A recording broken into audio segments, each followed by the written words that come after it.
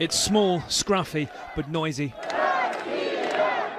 This tiny space is the self-declared People's Republic of Donetsk, where days ago it was just the local government building. It's a bit like the pro-Europe protests of Maidan Square in Kiev, the clumsy barricades, Molotov cocktails, tyres ready to burn, and the lack of a leader or concrete plan, fed by local donations. But there's one huge difference.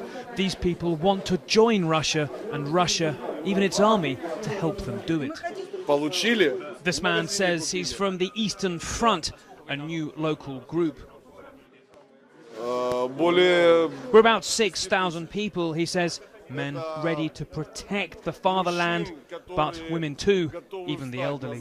Well, they say they've let us in because they want to show that they're here entirely peacefully, but there are clear preparations ready here. They're worried about an assault by Ukrainian forces, particularly from the roof. They've barricaded the stairwells.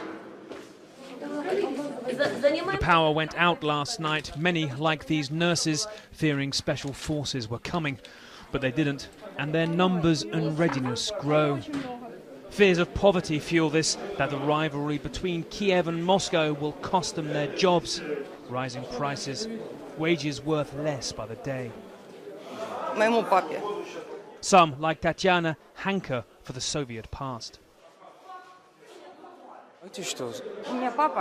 My father was a retired KGB colonel, she says, and his genes must be passed on to me.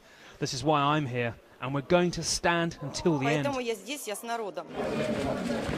The top floor here was the new office of a Ukrainian billionaire, appointed governor by Kiev to fix the economy and to be rich beyond corruption.